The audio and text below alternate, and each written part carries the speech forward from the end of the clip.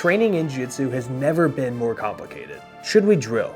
Are warm-ups satanic? How hard should I roll? And if I ask Greg Souders a question he doesn't like, will he track me down and choke me? I know. See, training in Jiu-Jitsu used to be very homogenized. You run around the room, do some stretching, practice technique on your partner, then roll around and call it a day. But just like everything else, once everybody was connected through the internet and we could spread our ideas from one person to the next, it all changed. I only train live, meaning we always have specific goals and objectives throughout the rounds. I'm given a lot of leeway to create my own plan, figure out my own mistakes, and see how I can improve.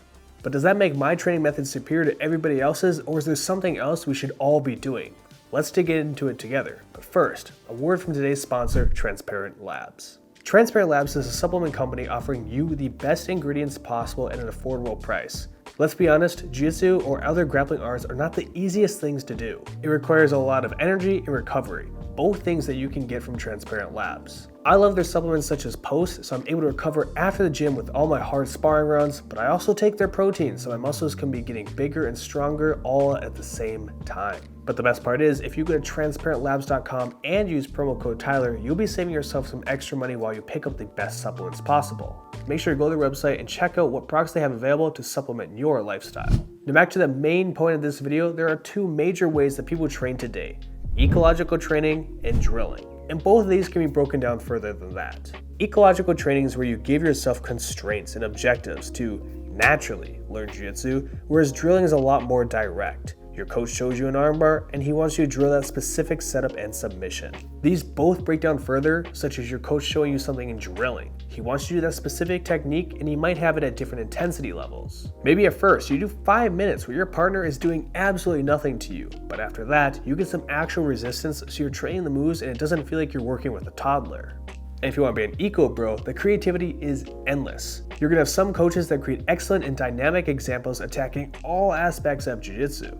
And then you may have some coaches that just want you to work on mounted arm bars for 1 hour of isolating just the shoulder. So what's the right choice? How should we actually train, especially if we're just hobbyists trying to get better at the sport but we don't want to suck the entire time?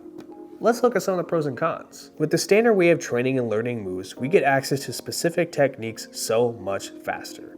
Instead of hypothetically learning a technique after hundreds of rounds to discover it yourself, you're spoon-fed the information in 5 minutes. For reference, I train at a gym where it's all live rounds. On top of that, I'm teaching wrestling to the students. When I make games that focus on key wrestling techniques, they may eventually get it. But I know in my heart I could show them a proper double leg takedown immediately versus watching them shoot from a mile away and get stuffed. They will eventually learn proper foot placement and other parts of the technique because they're going to have so many failed attempts. Or I could give them constraints, such as only attacking the legs after they clear hands, but this seems like a convoluted way of trying to spread information to my students. But that is where drilling really shines. One of the biggest pros to drilling and why it's so popular in gyms everywhere around the world is because of how easy it is to absorb information and apply it immediately.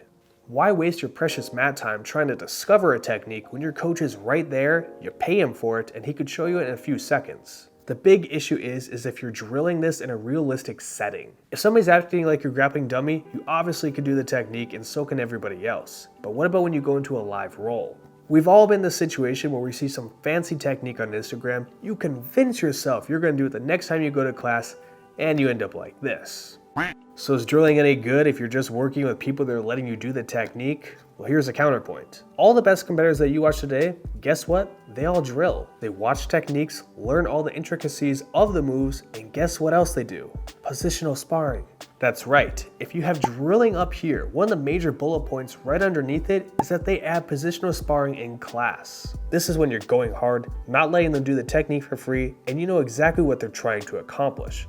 All your favorite athletes like at B-Team or New Wave, or the GOATs like Marcelo Garcia, the Mendes brothers, and even Roger Gracie, they all did drilling with positional sparring. So it's probably at this point you're thinking, if all the pros did drilling with positional sparring, why the hell would I do anything else? Well, let's switch gears here for a second. Ecological training, or the constraints-led approach, is all about creating dynamic scenarios. How it works is you have a coach create a game for the class. Maybe you're allowed to do something like single leg X, but you have to stay in this position the entire time.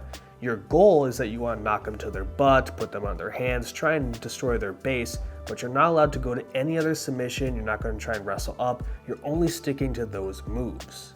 In this scenario, you're given a blank canvas, but you only have select colors that you can use, and your technique is your paint. If you're not a fan of your coach showing fall sweep for the third week in a row because you're a heavyweight, guess what? You can use that same time to work something that improves your game instead.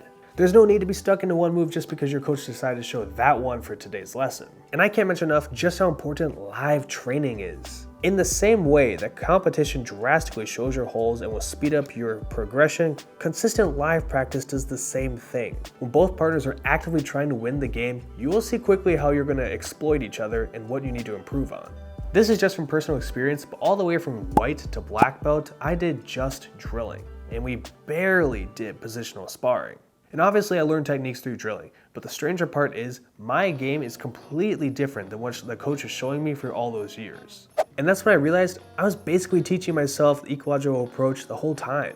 I'd finish up the drilling class and the first thing I thought to myself was, I'm gonna go work a guillotine when I'm rolling. I gave myself certain constraints, like I had to play bottom half guard and try and wrap up their head and then work for the submission from there. Or maybe I was trying to sweep them and then get a guillotine from top half guard. Either way, I was giving myself certain constraints on how I could improve my game, and I didn't even know I was training that way the entire time. And the reason I did that is because it was all live. When your partner is fully resisting you, I knew exactly what would work and what was all bullshito. But one huge con about trying to learn this way, and realistically applies to any training method, is it completely depends on the coach. Most games take very broad concepts and isolates them into bite-sized scenarios. For example, you may spend one round in singling X with your sole objective being that you wanted to stabilize their base by knocking them to their butt, forcing them to their hands, spraying the legs, or any other method you can think of. And that's a great way to learn. But you also may get a coach that says, we're working on mount today, you've got both arms up here, and on bottom, you gotta try and get out. However, you can't go to your belly or to turtle. That's not realistic at all. But even bad coaches can show you what to drill, and it should help you out if it's fundamentals. Whereas on the other side, you need a good coach just to create a game that actually makes sense to apply.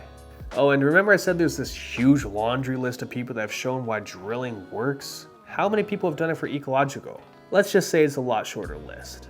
Now this is a new approach, so only time will tell what other athletes can be successful with this new training method. But currently, it's a no-brainer as to which one has more of them with proven results. But let's face it, we're hobbyists. You're watching this video on YouTube after all. We don't need to compare ourselves to the pros. Even though I train where it's only ecological training, I actually believe a mixture of the two is the best. I think deliberately showing techniques to be used during games is the key for my success and will be great for others learning the sport.